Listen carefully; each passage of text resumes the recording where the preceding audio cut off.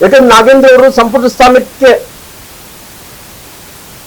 ಅವರು ಇವತ್ತು ಸಂಪುಟ ಸ್ಥಾನದಲ್ಲಿ ಅವರು ಮಂತ್ರಿಗಳಾಗಿದ್ದಾರೆ. ನಾಗೇಂದ್ರ ಅವರು ಅಂದ್ರೆ ಅವರು ನಾಗೇಂದ್ರ ಅವರು ಮಂತ್ರಿ ಆದ ನಂತರ ನಾನು ಎದಕ್ಕೆ ಕಂಪೇರ್ ಮಾಡ್ತಾ ಇದ್ದಂದ್ರೆ ಭ್ರಷ್ಟಾಚಾರಕ್ಕೆ ಯಾವ ರೀತಿಯಲ್ಲಿ ಕಾಂಗ್ರೆಸ್ ಪಾರ್ಟಿ ಬೆಂಬಲಿಸ್ತಾ ಇದೆ ಅನ್ನೋ ಮಾತನ್ನು ಕೂಡ ನಾನು ಹೇಳಬೇಕಾಗುತ್ತೆ. ಯಾಕಂದ್ರೆ ವಾಲ್ಮೀಕಿ ನಿಗಮದಲ್ಲಿ ಮಹರ್ಷಿ ವಾಲ್ಮೀಕಿ ಅಭಿವೃದ್ಧಿ ನಿಗಮದಲ್ಲಿ ಭ್ರಷ್ಟಾಚಾರವನ್ನು ಮಾಡಿ ಆ ಪ್ರಕರಣದಲ್ಲಿ ಭಾಗಿಯಾಗಿರುವಂತ ನಾಗೇಂದ್ರ ಜೈಲಿಗೆ ಸೇರಿ ರಾಜೀನಾಮೆಯನ್ನು ನೀಡಿ ನಂತರ ಆ ವ್ಯಕ್ತಿಗೆ ಇವತ್ತು ಪುನಃ ಅವರು ಮಂತ್ರಿ ಸ್ಥಾನವನ್ನು ಕೂಡ ಕೊಟ್ಟಿದ್ದಾರೆ. ನಾನು ಕಾಂಗ್ರೆಸ್ ಪಾರ್ಟಿಯನ್ನು ನೇರವಾಗಿ ಕೇಳ್ತೀನಿ, ನಿಮ್ಮ ಕಾಂಗ್ರೆಸ್ ಪಾರ್ಟಿ ಅವತ್ತು ನೆಹರು ಕಾಲದಲ್ಲಿ ಕೂಡ ಹಗರಣ ಮಾಡಿದ್ರಿ. ಪ್ರಿಯಾಂಕಾ ರಾಹುಲ್ ಗಾಂಧಿ ತನಕ ಕೂಡ ಅದು ಉಗಮ ಹಾಕೊಂತ ನದಿ ಹರಿದಂಗ ಅದು ಹರ್ಕೊಂಡು ಬರ್ತಾ ಇದೆ. ಇವತ್ತು ಮಹರ್ಷಿ ವಾಲ್ಮೀಕಿ ಅಭಿವೃದ್ಧಿ ನಿಗಮದಲ್ಲಿ ನಾಗೇಂದ್ರ ಅವರು ಭ್ರಷ್ಟಾಚಾರ ಮಾಡಿದ್ದನೆಂದ್ರೆ ಜೈಲಿಗೆ ಹಾಕಿ ಆ ಜೈಲಿಗೆ ಹಾಕುವಂತ ಟೈಮಲ್ಲಿ ಅವರು ರಾಜೀನಾಮೆಯನ್ನು ಕೊಟ್ಟರ ನಂತರ ಇವತ್ತು ಪುನಃ ಅವ್ರು ಏನು ಸಾಧನೆ ಮಾಡಿದಾರೋ ಗೊತ್ತಿಲ್ಲ. ಆಗಲಿ ನಾಗೇಂದ್ರ ಅವರು ಇವತ್ತು ಹೈಕಮಾಂಡ್ ಅವರು ಅವ್ರಿಗೆ ಗಿಫ್ಟ್ ಕೊಟ್ಟಿದ್ದಾರೆ. ಏನಂದ್ರೆ ಮಂತ್ರಿ ಸ್ಥಾನ ನಿಮ್ಗೆ ಗಿಫ್ಟ್ ಕೊಟ್ಟಿದ್ದಾರೆ. ಮಹರ್ಷಿ ವಾಲ್ಮೀಕಿ ಅಭಿವೃದ್ಧಿ ನಿಗಮದಲ್ಲಿ ಇವತ್ತು ಎಷ್ಟು ಆರೋಪಗಳಂದ್ರೆ ಸಾಕಷ್ಟು ಬೆಳಗ್ಗೆ ನೀವು ಎದ್ರೆ ಸಾಕು ಮಹರ್ಷಿ ವಾಲ್ಮೀಕಿ ಅಭಿವೃದ್ಧಿ ನಿಗಮದಲ್ಲಿ ಸಾಕಷ್ಟು ಅವರು ಮಂತ್ರಿಗಳಾದ್ಮೇಲೆ ಎಲ್ಲ ಭ್ರಷ್ಟಾಚಾರವನ್ನು ಕೂಡ ಮಾಡಿದ್ದಾರೆ. ಅವರಲ್ಲಿ 1 ಕೇಸ 2 ಕೇಸ ಸುಮಾರು 8 ಕೋಟಿ ರೂಪಾಯಿ ಮನಿ ಲ್ಯಾಂಡ್ರಿಂಗ್ ಕೇಸದಲ್ಲಿ ನಾಗೇಂದ್ರ ಅವರು ಇದ್ದಾರೆ. 8 ಕೋಟಿ ರೂಪಾಯಿ ಮನಿ ಲ್ಯಾಂಡ್ರಿಂಗ್ ಕೇಸಲ್ಲಿ ನಾಗೇಂದ್ರ ಅವರು ಇದ್ದಾರೆ. ಜೊತೆಯಲ್ಲಿ ಚಂದ್ರಶೇಖರ್ ಅನ್ನಂತ ವ್ಯಕ್ತಿ ಸಾವಿಗೆ ಕಾರಣದಂತವರು ನಾಗೇಂದ್ರ ಅವರು. ಬಳ್ಳಾರಿಯ ಲೋಕಸಭೆ ಚುನಾವಣೆಯಲ್ಲಿ ಮಹರ್ಷಿ ವಾಲ್ಮೀಕಿ ಅಭಿವೃದ್ಧಿ ಹಣವನ್ನು ಬಳಸಿದಂತವರು ನಾಗೇಂದ್ರ ಅವರು. ಹೈಕಮಾಂಡ್ಗೆ ಒಂದು ರೀತಿ ದಾನದ ರೂಪದಲ್ಲಿ ಕೊಟ್ಟಂತವರು ನಾಗೇಂದ್ರ ಅವರು. ಹೈಕಮಾಂಡ್ಗೆ ದಾನದ ರೂಪದಲ್ಲಿ ಕೊಟ್ಟಂತವ್ರು ಹೈಕಮಾಂಡ್. ಚಂದ್ರಶೇಖರ್ ಅನ್ನಂತ ವ್ಯಕ್ತಿ ಒಬ್ಬ ಅಧಿಕಾರಿಯನ್ನು ಅವ್ರ ಕುಟುಂಬದವ್ರನ್ನ ಕಣ್ಣೀರು ಹಾಕಿಸಿದಂತವ್ರು ನಾಗೇಂದ್ರ ಅವರು. ಅವ್ರ ಪರಿಸ್ಥಿತಿ ಇವತ್ತು ಇಡಿ ತನಿಖೆಯಲ್ಲಿ ಎದುರಿಸ್ತಾ ಇರುವಂತವ್ರು ನಾಗೇಂದ್ರ ಅವರು. ನಕಲಿ ಬ್ಯಾಂಕ್ ಖಾತೆಗಳಲ್ಲಿ ಹಣವನ್ನು ಬೇರೆ ಕಡೆ ಹೂಡಿಕೆಯನ್ನು ಮಾಡಿದಂತವ್ರು ನಾಗೇಂದ್ರ ಅವರು. ಇವತ್ತು ಪುನಃ ಅವರು ದುರಂತ ನೋಡಿ ಅವರು ಮಂತ್ರಿಗಳಾಗಿ ಇವತ್ತು ನಾಗೇಂದ್ರ ಅವ್ರನ್ನ ಮಂತ್ರಿಗಳಾಗಿದ್ದಾರೆ. ಜೂನ್ 2026ಕ್ಕೆ ಸುಮಾರಾಗಿ ಸಿಬಿಐ ಅವರು ಅವ್ರದ್ದು ವಿರುದ್ಧ ಕೇಸ್ ಮಾಡಿದಂತ ಟೈಮಲ್ಲಿ 89 ಕೋಟಿ ಅಂತ ಹೇಳಿ ಕೇಸ್ ಮಾಡ್ತಾರೆ. ಅಂದ್ರೆ 187 ಕೋಟಿ ಭ್ರಷ್ಟಾಚಾರ ಮಾಡಿದಂತ ಟೈಮಲ್ಲಿ ಅಲ್ಲಿ ಸುಮಾರಾಗಿ ಬೇರೆ ಏನು ಇನ್ನು 100 ಕೋಟಿ ರೂಪಾಯಿ ಹಣ ಇದ್ದು ಆಲ್ರೆಡಿ ವಾಪಸ್ ಕಟ್ಟಿದಾರ. ಇನ್ನು ಸದನದಲ್ಲಿ ಇನ್ನು 100 ಕೋಟಿ ರೂಪಾಯಿ ಕೊಡಬೇಕು ಅನ್ನೋಂಥ ಒಪ್ಪಿಗೆಯನ್ನು ಕೂಡ ಅವತ್ತು ಕೊಟ್ಟಂತ ಟೈಮಲ್ಲಿ ಕೂಡ ಅದನ್ನ ಸುಮಾರಾಗಿ ಸಿಬಿಐದವರು ಒಂದು ಆರೋಪಿ ಪಟ್ಟಿಯನ್ನು ಮಾಡಂತ ಟೈಮಲ್ಲಿ 3 ಆರೋಪಿ ಪಟ್ಟಿಯನ್ನು ಕೂಡ ಸಲ್ಲಿಸುವಂತ ಕೆಲಸ ಸಿಬಿಐ ಅವರು ಮಾಡ್ತಾರೆ. ಅವತ್ತು ಇಡಿ ಅವರು ಆರ್ಥಿಕ ಇಲಾಖೆಯಲ್ಲಿ ಅವತ್ತು ಅಕ್ರಮ ಹಣ ಏನು ಅಲ್ಲಿ ಭ್ರಷ್ಟಾಚಾರ ಆಗಿದೆ ಅಂತೇಳಿ ಅದೆಲ್ಲ ಕೂಡ ನಾಗೇಂದ್ರ ಅವರೇ ಮಾಡಿದಾರೆ ಅಂತೇಳಿ ಹೇಳಿದ ನಂತರ ಮತ್ತೆ ಪುನಃ ಇವತ್ತು ಇಷ್ಟೊಂದು ಆರೋಪನೆ ಇದ್ದಂತ ಟೈಮಲ್ಲಿ ಕೂಡ ಅವ್ರಿಗೆ ಮಂತ್ರಿ ಸ್ಥಾನವನ್ನು ಕೂಡ ಕೊಡಂತ ಕೆಲಸ ಇವತ್ತು ಸಚಿನ್ ಆದಂತವರು ನಾಗೇಂದ್ರ ಅವರು. ಇವತ್ತು ನಾನು ಕೇಳ್ತೀನಿ, ಜನಾರ್ದನ್ ರೆಡ್ಡಿ ಅವರು ಮೊನ್ನೆ ಒಂದು ಮಾತು ಹೇಳಿದ್ರು. ಜನಾರ್ದನ್ ರೆಡ್ಡಿ ಅವರು ಏನ್ ಹೇಳಿದ್ರು, ಭ್ರಷ್ಟಾಚಾರ ಆಗಿದೆ, ಆ ಭ್ರಷ್ಟಾಚಾರದಲ್ಲಿ ಕಾಂಗ್ರೆಸ್ ಪಾರ್ಟಿ ಕೂಡ ಸೇರ್ಕೊಂಡಿದ್ದೇನೆ ಅಂತ ಮಾತು ಹೇಳಿದಂತ ಟೈಮಲ್ಲಿ ನಾನು ಬಹಳಷ್ಟು ಮಂದಿಗೆ ನಾನು ಕೇಳ್ತೀನಿ, ತಾವು ಭ್ರಷ್ಟಾಚಾರ ಅನ್ನೋಂಥದ್ದು ಒಂದು ಜಾತಿದಿಂದ ತಾವು ಯಾವತ್ತೂ ನೋಡಬಾರದು. ಅದು ಭ್ರಷ್ಟಾಚಾರ ಅನ್ನೋದು ಸಮುದಾಯಕ್ಕೆ ಅಂದು ಹೋಲಿಕೆ ಮಾಡಂತ ಕೆಲಸ ಆಗಿರ್ಬೋದು. ಇವತ್ತು ನಾನು ಕೇಳ್ತೀನಿ, ನಾಗೇಂದ್ರ ಅವರು ಇವತ್ತು ಅವರು ಜನಾರ್ದನ್ ರೆಡ್ಡಿ ಅವರು ಹೇಳಿಕೆ ಕೊಟ್ಟಿದ್ದಕ್ಕೋಸ್ಕರವಾಗಿ ಅವರು ಬಹಳಷ್ಟು ಮಂದಿ ನಾಗೇಂದ್ರ ಅವರು ಒಬ್ಬ ದಲಿತ ಅಂದೇಳಿ ಅವ್ರು ಬಹಳಷ್ಟು ಮಂದಿ ಅವ್ರು ಕನ್ನಡಕ್ಕೆ ಹಾಕೊಂಡು ನೋಡ್ತಾ ಇದ್ದಾರೆ. ನಾನು ನಾಗೇಂದ್ರ ಅವ್ರು ಕೇಳ್ತೀನಿ, ಸ್ವಾಮಿ ಇವತ್ತು ಜನಾರ್ದನ್ ರೆಡ್ಡಿ ಅವರು ಹೇಳಿದಕ್ಕೋಸ್ಕರವಾಗಿ ನೀನು ಏನ್ ಸಿಟ್ಟು ಬಂದಿದ್ದೇನೋ, ಅವ್ರು ಹೇಳಿದಂತ ಮಾತು ಏನು ತಪ್ಪೇನಲ್ಲ, ಇವತ್ತು ನಡೆದಿದ್ದಕ್ಕೋಸ್ಕರವಾಗಿ ಜನಾರ್ದನ್ ರೆಡ್ಡಿ ಅವರು ಹೇಳಿದ್ದಾರೆ. ಬಹಳಷ್ಟು ಮಂದಿ ನಾಗೇಂದ್ರ ಅವ್ರನ್ನ ಇವತ್ತು ಒಬ್ಬ ದಲಿತ ಅಂದೇಳಿ ಬಹಳಷ್ಟು ಮಂದಿ ಕನ್ನಡಕ್ಕೆ ಹಾಕೊಂಡು ನೋಡ್ತಾ ಇದಾರ. ಅವ್ರಿಗೆ ನಾನು ಒಂದು ಪ್ರಶ್ನೆಯನ್ನು ಕೇಳ್ತೀನಿ, ಇವತ್ತು ನಾನು ನಾಗೇಂದ್ರ ಅವ್ರನ್ನ ಇವತ್ತು ಸಾಕಷ್ಟು ಒಬ್ಬ ಬಡವರ ಹಣವನ್ನು ಇವತ್ತು ಮಕ್ಕಳ ಸ್ಕಾಲರ್ಶಿಪ್ ಹಣವನ್ನು ಅದೆಲ್ಲ ಕೂಡ ದಲಿತರ ಮಕ್ಕಳೆಲ್ಲ, ಹಿಂದುಳಿದಂತ ಮಕ್ಕಳೆಲ್ಲ, SC ST ಮಕ್ಕಳೆಲ್ಲ, ಆ ಸ್ಕಾಲರ್ಶಿಪ್ ಹಣವನ್ನು ಕೂಡ ತಾವು ಹೊಡೆದಿದ್ದೀರಲ್ಲ. ಇವತ್ತು ಬಹಳಷ್ಟು ಮಂದಿ ಬಡವರಿಗೆ ಮನೆ ಸಿಗಬೇಕಾದಂತ ಹಣವನ್ನು ಕೂಡ ತಾವು ಹೊಡೆದಿದ್ದೀರಲ್ಲ. ನೀವು ಕೂಡ ಒಬ್ಬ ದಲಿತ ಅಲ್ಲ, ನೀನು ಕೂಡ ಇವತ್ತು ದಲಿತರ ಹಣವನ್ನು, ಸ್ಕಾಲರ್ಶಿಪ್ ಹಣ, ಬೇಕಾದಂತ ಪ್ರೋತ್ಸಾಹ ಧನ ಹಣ, ಎಲ್ಲವೂ ಹಣವನ್ನು ಹೊಡೆಯುವಂತ ಟೈಮಲ್ಲಿ ಅವತ್ತು ನಿನ್ನ ಕಣ್ಣಿಗೆ ನಾಗೇಂದ್ರ ಯಾಕೆ ನಿನಗೆ ನಾನು ದಲಿತ ಅಂತೇಳಿ ಯಾಕೆ ಅನಿಸ್ಲಿಲ್ಲ ಅನ್ನೋ ಪ್ರಶ್ನೆ ಇವತ್ತು ಜನಾರ್ದನ್ ರೆಡ್ಡಿ ಅವರು ಏನು ಹೇಳಿದಕ್ಕೋಸ್ಕರವಾಗಿ ನೀನು ಬಂದ ತಕ್ಷಣ ನೀನು ಹೇಳಿದ್ರಿ, ನಾನು ಒಪ್ಪುತ್ತೀನಿ, ಇಲ್ಲ ನಕ್ಕೋಗಲ್ಲ. ಆದ್ರೆ ಇವತ್ತು ಯಾರು ಕೂಡ ಇವತ್ತು ಅವ್ರ ಪರವಾಗಿ ಏನು ನಮ್ಮ ನಾಗೇಂದ್ರ ಅವರು ದಲಿತ ಅಂತೇಳಿ ಏನು ಹೇಳ್ತಾ ಇದ್ರು, ಅವರೆಲ್ಲರಿಗೂ ನನಗೆ ಕೇಳೋದಿಷ್ಟೇ. ಇಷ್ಟು ದೊಡ್ಡ ಅನ್ಯಾಯ ಮಾಡಿದಂತ ಟೈಮಲ್ಲಿ ನಮ್ಮ ಮಕ್ಕಳಿಗೆ, ನಮ್ಮ ಮಕ್ಕಳನ್ನ ಭವಿಷ್ಯನ ಕಸ್ಕೊಂಡನ ಆ ಮನುಷ್ಯ. ಚಂದ್ರಶೇಖರನ್ ಅಂತ ವ್ಯಕ್ತಿನ ಇವತ್ತು ಆತ್ಮಹತ್ಯೆ ಮಾಡ್ಕೊಂಡಂತ ಕೆಲಸ ಅವ್ರು ಮಾಡಿದಾರ. ಸಾಕಷ್ಟು ಮಂದಿ ಮಕ್ಕಳು ಇವತ್ತು ಉನ್ನತ ಶಿಕ್ಷಣವನ್ನು ಸಿಗಲಾರ್ದಂತೆ ಮಕ್ಕಳೆಲ್ಲರೂ ಕೂಡ ಇವತ್ತು ವಿದೇಶದಿಂದ ವಾಪಸ್ ಬರ್ತಾ ಇದ್ದಾರೆ. ಯಾಕಂದ್ರೆ ಅವ್ರಿಗೆ ಉನ್ನತ ಅವ್ರಿಗೆ ಏನು ಗೌರವಧನ ಕೊಡ್ಲಾರ್ದಂತೆ. ಸಾಕಷ್ಟು ಮಂದಿ ಮಕ್ಕಳು ಇವತ್ತು ಸ್ಕಾಲರ್ಶಿಪ್ ಇಲ್ಲಾರ್ದಂತೆ ಕಣ್ಣೀರು ಹಾಕ್ತಾ ಇದ್ದಾರೆ. ಇವತ್ತು ಸಾಕಷ್ಟು ಮಂದಿ ಮಕ್ಕಳನ್ನ ಶಾಲೆಗಳಿಂದ ವಾಪಸ್ ಕಳಿಸ್ತಾ ಇದ್ದಾರ. ಸಾಕಷ್ಟು ಮಂದಿ ಇವತ್ತು ಇಷ್ಟೊಂದು ಯೂನಿಫಾರ್ಮ್ ಇಲ್ಲ, ಬೋರ್ಡ್ಸ್ ಇಲ್ಲ, ಇಷ್ಟೊಂದು ಹಣವನ್ನು ನೀನು ಒಬ್ಬನೇ ತಿಂದ್ಬಿಟ್ಟಲ್ಲಪ್ಪ. ಅವತ್ತು ನೀನು ದಲಿತ ಅನ್ನಂಥದ್ದು ನಿನಗೆ ಕಾಣಲಿಲ್ಲ ನಾಗೇಂದ್ರ ಅವರೇ. ನಿನಗೆ ಈ ಸುಮ್ಮನೆ ನೀನು ಇವತ್ತು ನನಗೆ ದಲಿತ ಅಂದಿದ್ದಕ್ಕೋಸ್ಕರವಾಗಿ ಯಾರು ಸಹಿಸಕ್ ಆಗಲ್ಲ ಅಂತೇಳಿ ತಾವೇನು ಹೇಳಿಕೆಯನ್ನು ಕೊಡ್ತಾ ಇದ್ರು, ನಾನು ಕೇಳೋದಿಕ್ಕೆ ಅವತ್ತು ನಿನ್ಗೆ ಅನಿಸಿಲ್ಲನಪ್ಪ, ನಿನ್ಗೆ ಯಾವುದೇ ರೀತಿಯಲ್ಲಿ ಕೂಡ ಅನಿಸಿಲ್ಲನ. ಈ ಸಮುದಾಯದ ಮಕ್ಕಳು, ಬಡ ಮಕ್ಕಳು ಈ ಸಮುದಾಯದಲ್ಲಿ ಓದ್ಕೋಬೇಕಾದಂತ ಭವಿಷ್ಯ ಕಟ್ಟಕ್ಕೆ ಹೋದ ಆ ಭವಿಷ್ಯನ ಕಸ್ಕೊಂಡ್ರಲ್ಲ ನಾಗೇಂದ್ರ ಅವರೇ. ನೀವು ಅವ್ರ ಭವಿಷ್ಯನ ಕಸ್ಕೊಂಡ್ರಿ. ಯಾರೋ ಹೆಣ್ಣು ಮಕ್ಕಳು, ಬೀದಿ ಬದಿ ವ್ಯಾಪಾರಸ್ಥರು ಬದುಕಬೇಕಾದಂತ ಹಣವನ್ನು ಕಸ್ಕೊಂಡ್ರಲ್ಲ ನಾಗೇಂದ್ರ ಅವರೇ. ನಕಲಿ ಖಾತೆಗಳಲ್ಲಿ ನೀವು ಎಲ್ಲೆಲ್ಲೋ ವರ್ಗಾವಣೆ ಮಾಡಿಕೊಂಡು ಎಲ್ಲಿ ಲೋಕಸಭೆ ಚುನಾವಣೆ ತಾವು ಬಳಕೆ ಮಾಡ್ಕೊಂಡ್ರಿ. ಬಂಗಾರ ಅಂಗಡಿಗಳಿಗೆ, ಎಕ್ಸೈಸ್ ಅಂಗಡಿಗಳಿಗೆ, ಎಲ್ಲಿ ಬೇಕಾದ್ರೂ ಕೂಡ ಯಾರ ಹಣ ರೀ? ಅದೆಲ್ಲ ಕೂಡ ದಲಿತರ ಹಣ ಅಲ್ಲೇನ್ರಿ ನಾಗೇಂದ್ರ ಅವರೇ? ಎಷ್ಟು ಮಂದಿ ಬಡವರನ್ನೇ ಹೊಟ್ಟೆ ಹೊಡೆದು, ಎಷ್ಟು ಮಂದಿ ಮಕ್ಕಳನ್ನು ಇವತ್ತು ಅವ್ರ ಜೀವನವನ್ನು ಕಸ್ಕೊಂಡು ಅವ್ರಿಗೆ ಶಿಕ್ಷಣ ಇಲ್ಲಾರ್ದಂತೆ ಮಾಡಿ ಅವತ್ತು ನಿಮ್ಗೆ ಏನನ್ನ ಅನಿಸಿದ್ರಿಗಿನ ಖಂಡಿತವಾಗಿ ಇವತ್ತು ನಿನ್ನ ಒಪ್ಕೊಳ್ತಾ ಇದ್ದೆ. ನಾನು ಖಂಡಿತವಾಗಿ ನಿನ್ನೊಬ್ಬ ದಲಿತ ನಾಯಕಪ್ಪ ಅಂತೇಳಿ ಒಪ್ಕೊಳ್ತಾ ಇದ್ದೆ. ಇವತ್ತು ಇಷ್ಟು ಮಂದಿಗೆ ಮೋಸ ಮಾಡಿ ಇವತ್ತು ಪುನಃ ಅವ್ರು ಏನೋ ಹೇಳಿದಾರೆ ಅಂದ್ರೆ ಈ ರೀತಿ ಹೇಳಿಕೆಯನ್ನು ಕೊಡ್ತಿದ್ರಲ್ಲ, ಅವತ್ತು ನೀನು ಯೋಚನೆಯನ್ನು ಮಾಡಬೇಕಾಗಿತ್ತು.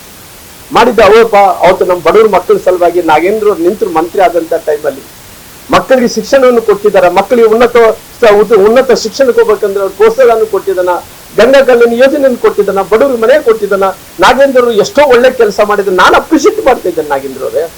ನಾನು ಹೇಳ್ತಿರಲ್ಲ, ನೀನು ಒಳ್ಳೆ ಕೆಲಸ ಮಾಡಿದ್ರೆ ಅಪ್ರಿಷಿಯೇಟ್ ಮಾಡಂತ ವಿಚಾರದಲ್ಲಿ ನಾನೇ ಮೊದಲನೇ ವ್ಯಕ್ತಿ. ಆದ್ರೆ ನೀನು ಈ ರಾಜ್ಯಕ್ಕೆ ಜನರಿಗೆ ದಲಿತರ ಹಣವನ್ನು ನುಂಗಾಕ್ಬಿಟ್ಟಿಲ್ಲಪ್ಪ, ಅದಕ್ಕೆ ಅದು ಕ್ಲಾರಿಫಿಕೇಶನ್ ಇಲ್ಲ. ಅದಕ್ಕೋಸ್ಕರವಾಗಿ ಇವತ್ತು ನಾನು ಈ ರಾಜ್ಯದ ಮುಖ್ಯಮಂತ್ರಿಗಳು ನಾನು ಕೇಳ್ತೀನಿ, ಇಂಥವ್ರನ್ನ ತಾವು ಮಂತ್ರಿಗಳು ಮಾಡಬೇಕಾಗಿತ್ತ? ಭ್ರಷ್ಟರನ್ನ ತಾವು ಮಂತ್ರಿಗಳು ಮಾಡಬೇಕಾಗಿತ್ತ? ಅವ್ರು ಏನೋ ಪುಣ್ಯಕ್ಕೆ ಇವತ್ತು ಎಲ್ಲ ಕೋರ್ಟ್ ಅವ್ರನ್ನ ಬಳ್ಳಾರಿಗೆ ಹೋಗ್ಲಿಕ್ಕೆ ಪರ್ಮಿಷನ್ ಕೊಟ್ಟಿದ್ದಾರೆ. ಇವತ್ತು ಬಳ್ಳಾರಿಗೆ ಬರ್ತಾ ಇದ್ದಾನ. ಅಕಸ್ಮಾತ್ ಕೋರ್ಟ್ ಅಲ್ಲಿ ನಾಳೆ ಬಳ್ಳಾರಿಗೆ ಬರಬಾರ್ದು ಅಂತೇಳಿ ಆದೇಶವನ್ನು ಕೊಟ್ಟಂತ ಟೈಮಲ್ಲಿ ನಮ್ಮ ಬಳ್ಳಾರಿ ಪರಿಸ್ಥಿತಿಯನ್ನು ಅವ್ರನ್ನೇನ ಜಿಲ್ಲಾ ಉಸ್ತುವಾರಿ ಮಂತ್ರಿಗಳು ಬೆಂಗಳೂರು ಮಾಡ್ತೀರಾ? ಅಕಸ್ಮಾತ್ ಕೋರ್ಟ್ ಏನನ್ನ ಆದೇಶವನ್ನು ಮಾಡಿ ಇಲ್ಲಪ್ಪ ಬಳ್ಳಾರಿ ಬರಕ್ಕಾಗಲ್ಲ ಅನ್ನಂತ ಟೈಮ್ ಯಾವ ಜಿಲ್ಲೆ ಮಾಡ್ತೀರಿ? ಬೆಂಗಳೂರಲ್ಲಿ ಅಂತ ಉಸ್ತುವಾರಿ ಮಂತ್ರಿಗಳು ಮಾಡ್ಬೇಕಂದ್ರೆ ಆಲ್ರೆಡಿ ಇನ್ನು ಬೆಂಗಳೂರು ಮಂತ್ರಿಗಳು ಕೊಟ್ಬಿಟ್ಟಿದ್ರಿ. ನಾಳೆ ಎಲ್ಲಾ ರೀತಿಯಲ್ಲೂ ಕೂಡ ನಾಗೇಂದ್ರ ಅವ್ರನ್ನ ಬಳ್ಳಾರಿಗೆ ಬರಲೆಂದು ಕೋರ್ಟ್ ಆದೇಶ ಕೊಟ್ಟರೆ ನೀವೇನೋ ಅವ್ರು ಶೋಕೇಶ್ ಗೊಂಬೆಯಲ್ಲಿ ಶೋಕೇಶ್ ಮಾಡಿ ಬಂದಂತವ್ರು ಹೋಗಂತವ್ರು ಎಲ್ಲಾರು ಕೂಡ ಶೋಕೇಶ್ ಗೊಂಬೆ ತರ ನಾಗೇಂದ್ರ ನಿಲ್ಸಿ ಅವ್ರು ನಮಸ್ಕಾರ ಮಾಡಿ ಹೋಗಂತೀಯ? ಇವತ್ತು ಕಾಂಗ್ರೆಸ್ಸಿನ ಹೈಕಮಾಂಡ್ ಅನ್ನಂಥದ್ದು ಇವತ್ತು ಕೇವಲ ಭ್ರಷ್ಟರಿಗೆ ಇವತ್ತು ಆದ್ಯತೆಯನ್ನು ಕೊಡಂತ ಕೆಲಸ ಆಗಿದೆ. ಅದಕ್ಕೋಸ್ಕರವಾಗಿ ನಾನು ಒತ್ತಾಯ ಮಾಡ್ತೀನಿ, ನಾಗೇಂದ್ರ ಅವರೇ, ನೀವು ನನ್ನ ವೈಯಕ್ತಿಕವಾಗಿ ನಾನು ಬಹಳ ತೀವ್ರವಾಗಿ ನಿಮ್ಮನ್ನು ಖಂಡಿಸ್ತೀನಿ. ನಾನು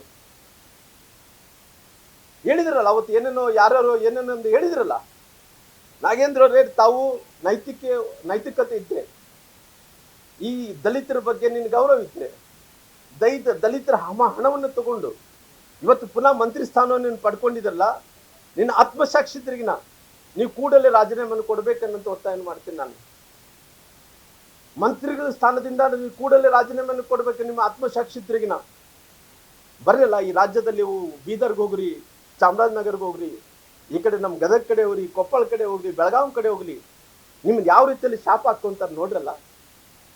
ನೀವು ಕೂಡಲೇ ರಾಜೀನಾಮೆಯನ್ನು ಕೊಡ್ಬೇಕು. ನಾನು ವಿರೋಧ ಪಕ್ಷದ ನಾಯಕರಾದ ಅಶೋಕಣ್ಣವ್ರು ಕೂಡ ನಾನು ವಿನಂತಿ ಮಾಡ್ಕೊತೀನಿ, ನಮ್ಮ ಛಲವಾದಿ ನಾರಾಯಣಸ್ವಾಮಿಯವರು ಕೂಡ ನಾನು ವಿನಂತಿ ಮಾಡ್ಕೊಡ್ತೀನಿ, ನಮ್ಮ ಪಕ್ಷದ ಅಧ್ಯಕ್ಷರಾದಂಥ ವಿಜೇಂದ್ರ ಅವರಿಗೆ, ನಮ್ಮ ಸುರೇಶ್ ಅಣ್ಣವ್ರಿಗೆ, ಸಾಕಷ್ಟು ಹಿರಿಯ ಶಾಸಕರು ಎಲ್ಲರೂ ಕೂಡ ಒತ್ತಾಯ ಮಾಡ್ತೀನಿ, ಎಲ್ಲಿ ತನಕ ಕೂಡ ನಾಗೇಂದ್ರ ಅವರು ರಾಜೀನಾಮೆ ಕೊಡಲ್ಲನೋ ಅಲ್ಲಿ ತನಕ ಸದನವನ್ನು ನಡೆಯೋಕ್ಕೂ ಕೊಡಬಾರ್ದು. ಮೊದಲನೇ ಅಜೆಂಡನೇ ಇವತ್ತು ನಾಗೇಂದ್ರ ಅವರನ್ನ ರಾಜೀನಾಮೆಯನ್ನು ಕೊಡಬೇಕು ಅನ್ನೋಂಥ ಒತ್ತಾಯವನ್ನು ಮಾಡಬೇಕು. ಅಂತ ಭ್ರಷ್ಟರು ಈ ರಾಜ್ಯಕ್ಕೆ ಮಂತ್ರಿಗಳಾಗಿ ಮತ್ತೆ ಬರಬಾರದು.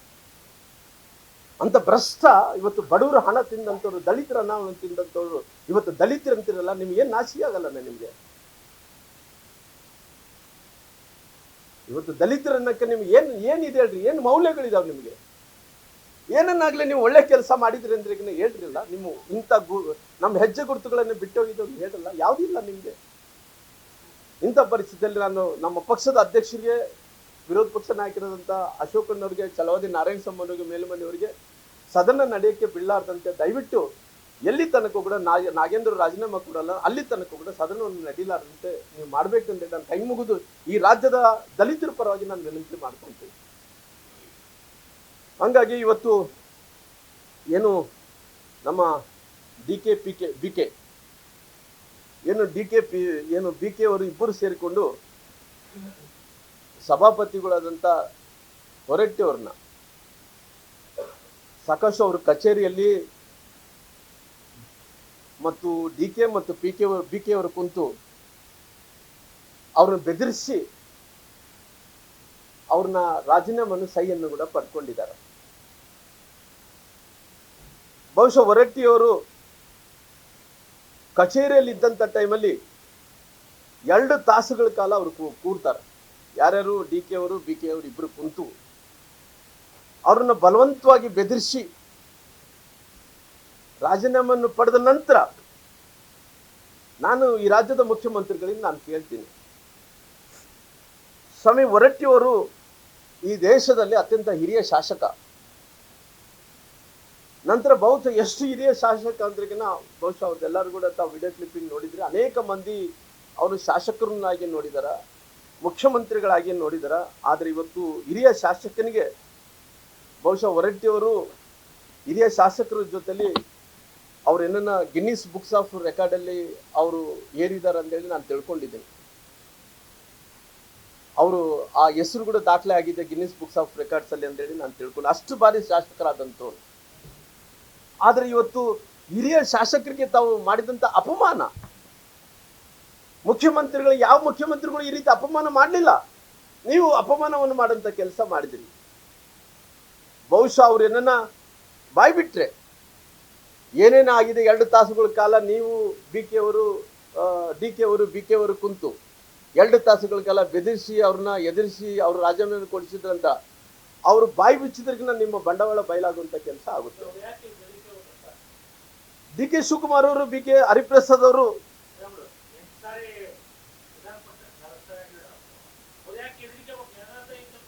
ಅಲ್ಲ, ಅವ್ರಿಗೆ ಇವತ್ತು ನೋಡ್ರಿ, ಅವ್ರಿಗೆ ಒಂದು ಯಾವೇ ಮುಖ್ಯಮಂತ್ರಿಗಳು ಇತಿಹಾಸವನ್ನು ತೆಗೆದು ನೋಡಿದ್ರೆ ಈ ರೀತಿ ರಾಜೀನಾಮೆಯನ್ನು ಕೊಡಿಸಿದಂಥ ಉದಾಹರಣೆಗಳು ಯಾವಿಲ್ಲ.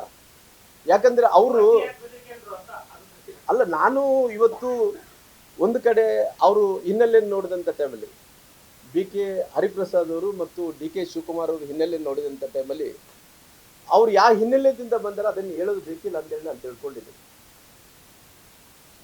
ನಾನು ಮತ್ತೆ ಅವ್ರ ಗುರುಗಳ ಬಗ್ಗೆ ಹೆಸರನ್ನು ಉಲ್ಲೇಖನ ಮಾಡೋಕ್ಕೆ ನಾನು ರೆಡಿ ಇಲ್ಲ. ಅಂದ್ರೆ ಇವತ್ತು ಮುಖ್ಯಮಂತ್ರಿಗಳು 2 ತಾಸು ಸ್ಪೀಕರ್ ಚೇಂಬರ್ದಲ್ಲಿ ಕುಂತು ಅಲ್ಲೇ ಕ್ಷಣದಲ್ಲಿ ಯಾಕೆ ಅವರು ರಾಜೀನಾಮೆಯನ್ನು ಪಡ್ಕೊಂಡ್ರು ಅನ್ನೋಂಥ ವಿಚಾರವನ್ನು ನಾನು ಕೇಳಬೇಕಾಗುತ್ತೆ. ನೋಡ್ರಿ, ನಾನು ಹೊರಟ್ಟಿ ಸಾಹೇಬ್ರ ಹೊರಟ್ಟಿಯವ್ರನ್ನ ನೋಡ್ರಿ, ನಾನು ಅಲ್ಲ ನೋಡ್ರಿ ಹೊರಟ್ಟಿಯವ್ರ ಹತ್ರ ನಾನು ಮಾತಾಡಿಲ್ಲ. ನಾನು ಹೊರಟ್ಟಿಯವ್ರ ಹತ್ರ ಮೊನ್ನೆ ರಾಜೀನಾಮೆ ಕೊಟ್ಟೆ ಅಂತ ಮಾತಾಡಿಲ್ಲ. ಇದಕ್ಕಿಂತ ಮುಂಚೆ ನಾನು ಹೊರಟ್ಟಿಯವ್ರ ಹತ್ರ ನಾನು ಮಾತಾಡಿದ್ದೀನಿ.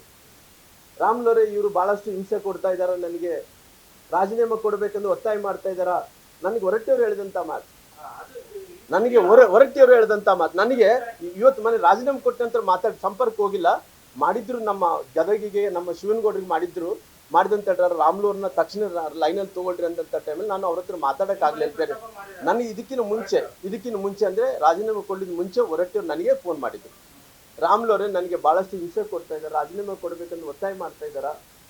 ರಾಮ್ಲೂರು ಇವ್ರು ಎಂತ ರಾಜಕಾರಣ ಮಾಡ್ತಾರ್ರಿ? ಯಾವ ಮುಖ್ಯಮಂತ್ರಿಗಳು ಈ ರೀತಿ ನಡ್ಕೊಂಡಿಲ್ಲ. ಇವರು ಈ ರೀತಿ ಅಸಹ್ಯ ಮಾಡಂತ ಕೆಲಸ ಮಾಡ್ತಾರೆ. ಯಡಿಯೂರಪ್ಪ ನಮಗೆ ಹೊರಟ್ಟಿಯವ್ರು ಹೇಳಿದಂತ ಮಾತು. ಹಂಗಾಗಿ ಇವತ್ತು ಹೌದು ಸ್ಪಷ್ಟವಾಗಿ ಹೇಳಿದ್ದಾರೆ. 14ನೇ ತಾರೀಕಿಗೆ ರಾಜೀನಾಮೆ ಕೊಡ್ತೀನಿ ಅಂತೇಳಿ ಹೊರಟ್ಟಿಯವ್ರು ಹೇಳಿದಾರೆ. ಆದ್ರೆ ಅವ್ರು ಯಾಕೆ ಬಿಫೋರ್ ದಟ್ ಮಾಡ್ಬೇಕಾಯ್ತು? ಮೋಸ್ಟ್ಲಿ ಅವ್ರ ಚೇಂಬರ್ದಲ್ಲಿ ಒಬ್ಬ ಮುಖ್ಯಮಂತ್ರಿಗಳು DK ಮತ್ತು BK ಅವರು ತಿಂತ್ರೆ ನೋಡ್ರಿ, ಅವ್ರಿಗೆ ಹಿನ್ನೆಲೆ ಅವ್ರ ಬ್ಯಾಕ್ಗ್ರೌಂಡ್ ನೋಡ್ರಿ. ಹಂಗಾಗಿ ಅವ್ರಿಬ್ರು ಕುಂತಾರು ಅಂದ್ರೆಗಿನ ಅಲ್ಲಿ ಏನೋ ಒಂದ್ ಕಡೆ ಆಗ್ತದೆ ಅನ್ನೋಂಥದ್ದು ಬಹಳ ಸ್ಪಷ್ಟ. ಹಂಗಾಗಿ ನೋಡೋಣ. ನಾನು ಹೊರಟ್ಟಿಯವ್ರ ಹತ್ರ ನಾನು ಮಾತಾಡಿದ ನಂತರ ನಾನು ಹೇಳ್ತೀನಿ. ಅವರು ಒಂದು ನನಗೆ ಅವ್ರನ್ನ ಮೊನ್ನೆ ಒಂದು ವಿಡಿಯೋ ತುಣುಕುಗಳು ನೋಡ್ತಾ ಇದ್ರೆ ಅವ್ರ ಕಣ್ಣೀರ್ ಬರ್ತಾ ಇದ್ರು. ಒತ್ತಡ, ಪ್ರೆಜರ್. ಹಂಗಾಗಿ ಇವತ್ತು ಮುಖ್ಯಮಂತ್ರಿಗಳು ಈ ರೀತಿ ಒತ್ತಡವನ್ನು ಹಾಕುವಂತ ಕೆಲಸ, ಅವ್ರ ಶೈಲಿ ಏನಾಗಿದೆನೋ ಆ ಶೈಲಿಯನ್ನು ಕೂಡ ಮುಂದುವರಿಸುವಂತ ಕೆಲಸ, ಮುಖ್ಯಮಂತ್ರಿಗಳಾದ್ರೂ ಕೂಡ ಆ ಶೈಲಿಯನ್ನು ಬಿಡಲಾರದಂತೆ BK ಮತ್ತು DK ಇಬ್ಬರು ಕೂಡ ಒಂದಾಗಿ ಆ ಶೈಲಿಯನ್ನು ಮುಂದುವರಿಸುವಂತ ಕೆಲಸ ಕೂಡ ಮಾಡಿ. ಜೊತೆಲಿ ಇವತ್ತು ಕ್ಯಾಬಿನೆಟ್ಟಿನ ವಿಸ್ತರಣೆ ಅಂತ ಮಾಡಿದ್ದಾರೆ. ಆ ಕ್ಯಾಬಿನೆಟ್ ವಿಸ್ತರಣೆ ಮಾಡಿದ ನಂತರ ಇವತ್ತು ಎಲ್ಲರಿಗೂ ಕೂಡ ಭಯ ಇದೆ. ಯಾವತ್ತು ರಾಜೀನಾಮೆ ಕೇಳ್ತಾರೋ ನಮಗೆ ಅನ್ನಂತ ಭಯ ಎಲ್ಲರಲ್ಲಿ ಇದೆ. ಇವತ್ತು ನಮ್ಮನ್ನ ರಾಜೀನಾಮೆ ಕೇಳ್ಬೋದು, ನಾಳೆ ಇನ್ನೊಬ್ಬರು ರಾಜೀನಾಮೆ ಕೇಳ್ಬೋದು, ಹೈಕಮಾಂಡ್ ಮನಸ್ಸು ಮಾಡಿದ್ರೆ ಏನ್ ಬೇಕಾದ್ರೆ ಮಾಡ್ಬೋದು ಅನ್ನಂತ ಭಯ ಅವರಲ್ಲಿ ಎಲ್ಲರಲ್ಲಿ ಕೂಡ ಇವತ್ತು ಆಗ್ತಾ ಇದೆ. ಒಂದು ಉದಾಹರಣೆಗೆ ಹೇಳ್ಬೇಕಂದ್ರೆ ಗಾಯತ್ರಿ ಶಾಂತನಗೌಡರು. ಈ ಗಾಯತ್ರಿ ಶಾಂತನಗೌಡರು ಅವರು ಬಹುಶಃ ಆ ಲಿಸ್ಟಲ್ಲಿ, ಹೈಕಮಾಂಡ್ ಬಂದಂತ ಲಿಸ್ಟಲ್ಲಿ ಅವ್ರು ಇದ್ರು ಅನ್ನಂಥದ್ದು ನನಗಿರಂತ ಮೇಲ್ನೋಟಕ್ಕೆ ಪರಿಸ್ಥಿತಿಯಲ್ಲಿ ಅವ್ರ ಮಾಹಿತಿ ಇತ್ತು. ಅದ್ರ ಜೊತೆಲಿ ಗಾಯತ್ರಿ ಶಾಂತನಗೌಡರ ಜೊತೆಲಿ ಮಾಂಕಾಳ ವೈದ್ಯರು ಸಹ ಇದ್ರು ಅನ್ನಂಥದ್ದು ನನಗಿದ್ದಂತ ಮಾಹಿತಿ ಇದೆ. ಅನೌನ್ಸ್ ಆಗಿದೆ. ಇಬ್ರು ಕೂಡ ಅವರು ಇದ್ದಂತ ಟೈಮಲ್ಲಿ ಅವರು ತಕ್ಷಣ ಆ ಸಮಯದಲ್ಲಿ ಅವ್ರ ಹೆಸರುಗಳನ್ನು ತೆಗೆದ್ರು. ಜೊತೆಯಲ್ಲಿ ಅವರು ಯಾರು ನಮ್ಮ ಇವರು ಶಿವಕುಮಾರ್ ಪರವಾಗಿ ಬ್ಯಾಟಿಂಗ್ ಮಾಡ್ತಾ ಇದ್ದಾರೆ ಬಾಲಕೃಷ್ಣ, ಮಾಗಡಿ ಬಾಲಕೃಷ್ಣ ಅವರು ಇವತ್ತು ಸಚಿವರಂತರ ಆಗಿದ್ದಾರೆ. ಆ ಸಚಿವರು ಆದ್ಮೇಲೆ ಇವತ್ತು ಅವ್ರು ಕೂಡ ಹೇಳಿಕೆಗಳನ್ನು ಕೊಟ್ಟು ಅವ್ರ ಕುರ್ಚಿ ಕೂಡ ಅಲ್ಲಾಡ್ತಾ ಇದ್ರು. ಅವ್ರ ಕುರ್ಚಿ ಕೂಡ ಒಂದು ಕಡೆ ಅವ್ರ ಕುರ್ಚಿ ಕೂಡ ಯಾವಾಗ ಹೆಂಗಾಗುತ್ತೋ ಗೊತ್ತಿಲ್ಲ. ಅವ್ರು ಕೂಡ ನಾನು ರಾಜೀನಾಮೆ ಕೇಳಿದ್ರೆ ಕೊಡ್ತೀನಿ ಅನ್ನೋಂಥ ಮಾತುಗಳನ್ನು ಕೂಡ ಅವರು ಮಾತಾಡ್ತಾ ಇದ್ದಾರೆ. ಆದ್ರೆ ನಾನು ಮುಖ್ಯಮಂತ್ರಿಗಳು ಒಂದು ಸಲಹೆ ಕೊಡ್ತೀನಿ. ಸ್ವಾಮಿ, ದಯವಿಟ್ಟು ನೀವು ಈ ರೀತಿ ಲಿಸ್ಟಲ್ಲಿ ಇದ್ದಂಥವ್ರನ್ನ ತೆಗಿತೀರಿ, ಇನ್ನೊಬ್ಬರನ್ನ ತೆಗಿತೀರಿ, ಮಂತ್ರಿಗಳಾದಂಥವ್ರು ರಾಜೀನಾಮೆ ಕೇಳಿದ್ರೆ ಕೊಡ್ತೀನಿ ಅನ್ನೋಂಥ ಗೊಂದಲಗಳು ಏನಿದೆ, ಆ ಗೊಂದಲಗಳು ಪರಿಹಾರ ಆಗ್ಬೇಕಂದ್ರೆ ವಾರಕ್ಕೊಬ್ಬರನ್ನ ಸಚಿವರಾಗಿ ಮಾಡಿ. ಯಾಕಂದ್ರೆ ವಾರಕ್ಕೊಮ್ಮೆ ಸಚಿವ ಮಾಡಿದ್ರೆ ಇವನು ಬೇಡ ಅಂತಾನೆ ಇನ್ನೊಬ್ಬನು ಸೇರ್ಸೋದು, ಇನ್ನೊಬ್ಬನ ಪ್ರಮಾಣ ತಗೊಂತಾನ. ಆ ವಾರಕ್ಕೊಮ್ಮೆ ರಾಜೀನಾಮೆಯನ್ನು ಕೊಡಿಸೋದು, ವಾರಕ್ಕೊಮ್ಮೆ ಸಚಿವನ್ ಮಾಡಂತ ಕೆಲಸ ಆದ್ರೆ ಮಾತ್ರ ನಿಮ್ಮ ಬಂಡಾಯ ಶಮನ ಆಗಂತ ಕೆಲಸ ಆಗ್ತದೆ. ಹಂಗಾಗಿ ಇವತ್ತು ಈ ರಾಜ್ಯದ ಮುಖ್ಯಮಂತ್ರಿಗಳು ಹಂಗಾಗಿ ಇವತ್ತಿನ ಬರಗಾಲ ಇದ್ದಂತ ಟೈಮಲ್ಲಿ ಕೂಡ ಬಹುಶಃ ಅಲ್ಲಿ ಹೋಗಿ ಬಂದಾರ. ಅವರು ಕೂಡ ಇವತ್ತು ಜೋರಾಗಿ ಬಹಳಷ್ಟು ಮಂದಿ ಮಂತ್ರಿಗಳು ಕೂಡ ಅಡ್ಡಾಡ್ತಾ ಇದ್ದಾರೆ. ಅಡ್ಡಾಡಂತ ಟೈಮಲ್ಲಿ ಬಹುಶಃ ಈ ಪರಿಹಾರ ಹಣ ಏನು ಯಾವತ್ತು ಕೊಡಿಸ್ತೀರಿ ಅನ್ನೋಂಥದ್ದು ಕೂಡ ಒಂದು ನಿಗದಿಪಡಿಸಿರಲ್ಲ. ಇವತ್ತು ಹೋದಂಥ ಟೈಮಲ್ಲಿ ಬಹಳಷ್ಟು ನುಕ್ಸಾನ್ ಅಂತೂ ಆಗಿದೆ ಅನ್ನೋಂಥದ್ದು ಒಂದು ಕಡೆ ಹೇಳ್ತಾ ಇದ್ರಿ. ಹೇಳಿದಂಥ ಟೈಮಲ್ಲಿ ಇವತ್ತು ಸಾಕಷ್ಟು ಕಡೆ ಇವತ್ತು ಅತಿವೃಷ್ಟಿ ಇದೆ, ಅನಾವೃಷ್ಟಿ ಇದೆ, ಸಾಕಷ್ಟು ಮಂದಿ ತೊಂದರೆದಲ್ಲಿದ್ದಾರ, ಸಾಕಷ್ಟು ಮಂದಿ ಕಷ್ಟದಲ್ಲಿದ್ದಾರ. ಸಾಕಷ್ಟು ಮಂದಿ ಇದ್ದಂಥ ಟೈಮಲ್ಲಿ ಕೂಡ ಇವತ್ತು ಎಲ್ಲ ರೈತಾಪಿ ಜನರೆಲ್ಲರೂ ಕೂಡ ಇವತ್ತು ಕಾಯ್ತಾ ಇದ್ದಾರೆ. ದಯವಿಟ್ಟು ಪರಿಹಾರವನ್ನು ಕೊಡಿಸ್ರಿ ಅನ್ನೋಂಥ ಕಾಯುವಂಥ ಕೆಲಸ ಆಗ್ತಾ ಇದೆ. ಹಂಗಾಗಿ ದಯವಿಟ್ಟು ತಾವೆಲ್ಲ ಪ್ರವಾಸ ಮಾಡಿದ್ದು ಚಲೋ ಇದೆ, ಎಲ್ಲ ಕೂಡ ಚಲೋ ಇದೆ. ಇವೆಲ್ಲ ಇದ್ದಂಥ ಟೈಮಲ್ಲಿ ಕೂಡ ಅವ್ರ ಪರಿಹಾರ ಹಣವನ್ನು ಕೂಡ ಇವತ್ತು ಕೊಡಿಸ್ತೀರಿ ಅನ್ನೋಂಥದ್ದು ಕೂಡ ನಾನು ಮಾಡೋಂಥ ಕೆಲಸ ಆಗ್ತದೆ. ಇವೆಲ್ಲ ಗೊಂದುಗಳು ನೋಡಿದಂಥ ಟೈಮಲ್ಲಿ ಮುಖ್ಯಮಂತ್ರಿಗಳು ಎಲ್ಲನೂ ಬದಲಾವಣೆ ಆಗ್ತಾರೆ ಅನ್ನೋ ಗೊತ್ತಿಲ್ಲ. ಅವ್ರು ಕೂಡ ಪರಿಸ್ಥಿತಿ ಹಂಗಂಗೆ ಇದೆ. ಹಂಗಾಗಿ ಇವೆಲ್ಲ ಗೊಂದಲಗಳು ಆದ ನಂತರ ಮುಖ್ಯಮಂತ್ರಿಗಳು ಅವರು ಆಡಳಿತ ಮಾಡೋಕ್ಕಾಗಲ್ಲ. ಆಗ್ಲಾರ್ದಂಥ ಟೈಮಲ್ಲಿ ಪುನಃ ಲಾಸ್ಟ್ ಏನೋ ಮುಖ್ಯಮಂತ್ರಿನ ರಾಜೀನಾಮೆ ಕೊಡಬೇಕಾಗುತ್ತೆ ಅನ್ನೋ ಗೊತ್ತಿಲ್ಲ. ಹಂಗಾಗಿ ಇವತ್ತಿನ ಸರ್ಕಾರದ ಪರಿಸ್ಥಿತಿ ಹಿಂಗಾಗಿದೆ ಅನ್ನೋಂಥ ಮಾತನ್ನು ಕೂಡ ಹೇಳ್ತೀನಿ. ತಾವೇನೋ ಪ್ರಶ್ನೆಗಳು